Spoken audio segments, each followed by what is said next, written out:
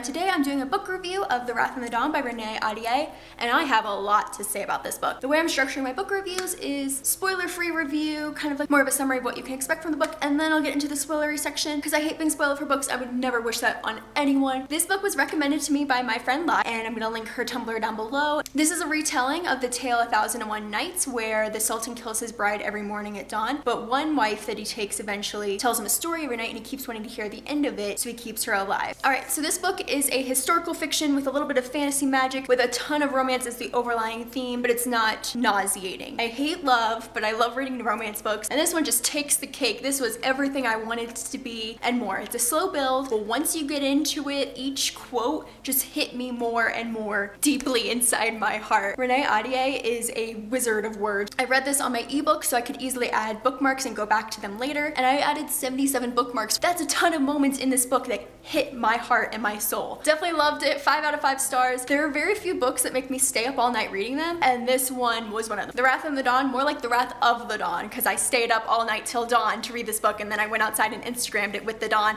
because I did it for the Instagram likes. I'll link that below. This book is about Shazi, who volunteers to wed the Caliph, the King of Kings, Khalid, and he has been murdering his wives every night, and in the prologue you kind of get a sense of he's doing this for a reason, but we don't really know that reason yet. So Shazi volunteers because he killed her best friend, and she has a whole plan to kill him in his revenge for all the families of the lives he's taken, and instead of killing him, she instead kind of starts to love him. This book is told in some alternating point of views, popping in on Shazi's father as well as her childhood love, and it was kind of jarring the way it was laid out, so I feel like it just needed some reordering or maybe some like smoothing of the edges in between those jumps to get it better. I could imagine this world so much. I visited Granada this summer and I visited the Alhambra there, which was built by the Moors, and it's so beautiful, so I just imagine taking place there except move it to the Middle East. So even though this is a fantasy kingdom, it's set within a real-time world. So it's kind of our world with a just slight jump. Also, this is a diverse book, so I was so glad to be reading a romance book that was not set in America or in Europe. I need to get outside of the easy zone of just reading the popular books because they're all set in America or in a high fantasy world that completely doesn't exist, and I need to read more books set in different places with different people. There is a glossary in this book to help you understand some of the terms that she uses from Arabic, but I wish she had a pronunciation guide as well because I can't even pronounce things in English, and that's why I'm only referring to Shazi as Shazi instead of Shahzard, because I'll just accidentally say Charizard. I know that will happen. I will try not to, and I need to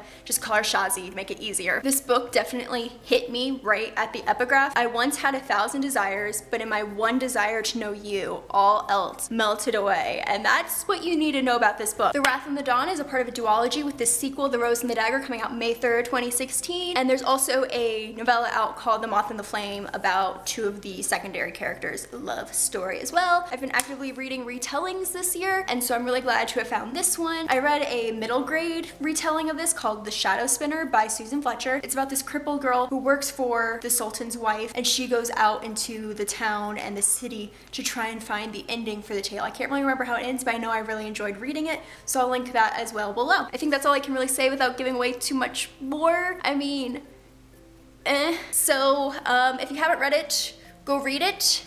And then come back and we'll chit chat. Jalal, I wanted a lot more from him rather than just like the random best friend sidekick. Same with Raheem. Maybe they'll be more important in the next book. Tariq, can you just not? In love triangles, the first person doesn't get the girl. It doesn't work that way, so sorry Tariq. I really appreciated the Greek elements mixed with this Middle Eastern, and it showed how the worlds were all intertwined at that point of the travel and the trade and the commerce and the wars. So I really enjoyed that with Desmina. Her humor when she calls Shazi a horse's ass, I was like, oh no she didn't. I was like, oh yeah she did. Some lol moments. She's technically the Khalifa of the kingdom. I just was like, Wiz Khalifa Shazi.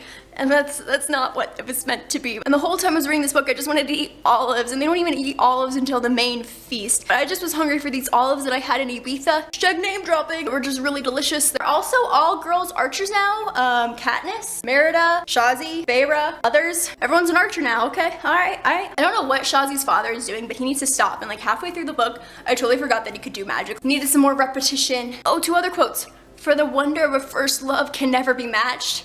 and I will kill you with my own hands. Oh my goodness. So I appreciated all the intrigue as well. I'm really interested to know more about Khalid's relationship with his uncle and how they rebuild the city afterwards. That excerpt of The Rose and the Dawn of the first chapter where he's helping those children fix their house. Precious. Men interacting positively with children just warms my frozen heart. So I mentioned earlier in the spoiler-free review about how the quotes just hit me like a dagger to the heart. I'm just gonna run through a ton of them that I've written down because I'm just emotional. Talking about love, I am frustrated by its importance in all of our lives. Hashtag same bro. You have a beautiful laugh, like the promise of tomorrow.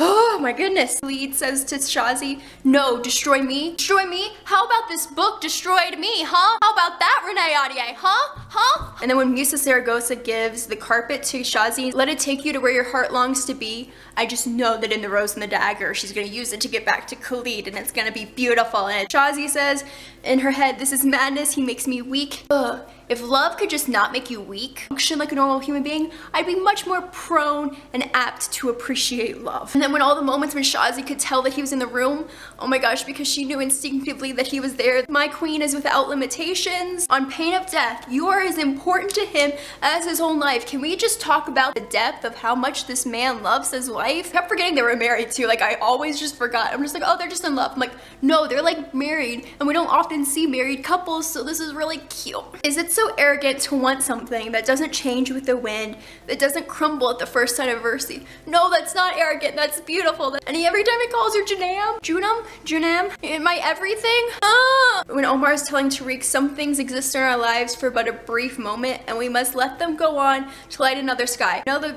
absurd quote, if you love it, let it go. If it comes back to you, if it was meant to be. If it doesn't, it's free, or whatever crap that people say. This is the beautiful version of that. When Khalid says, you are not mine, I am yours. And then when he's writing the letter on the morning she's supposed to be killed, I suspect she will be like air, like you're knowing how to breathe.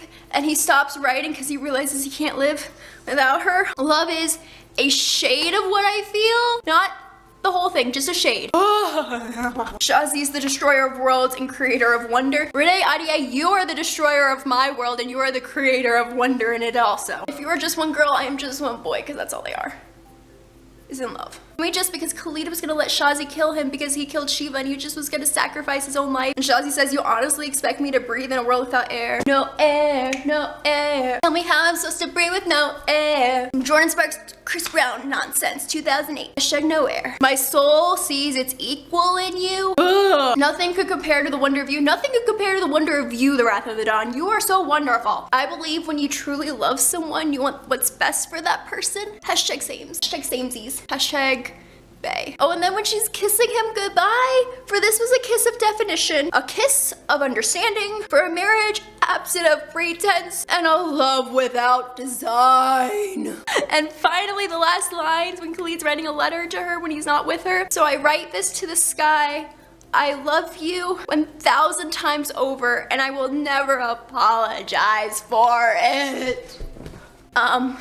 Yeah. But it wasn't just about their love, like I wanted to know more about the curse. I know it's a romance and I know I was swept up in the romance, but I love so much more about this book than just the romance, and that's why it's a 5 out of 5 stars, and that's why I stayed up all night reading it. This book affected me deeply. Holy cow, holy cow, holy cow. So I'm very glad I read this book and I love it so much, and you all realize this by now. My name's Laura, this has been Bookies and Cookies. I post videos Sundays, Wednesdays, sometimes Saturdays with book reviews on Thursdays. I love each and every one of you. Hope you're having a wonderful day. And remember, my soul has seen its equal in you.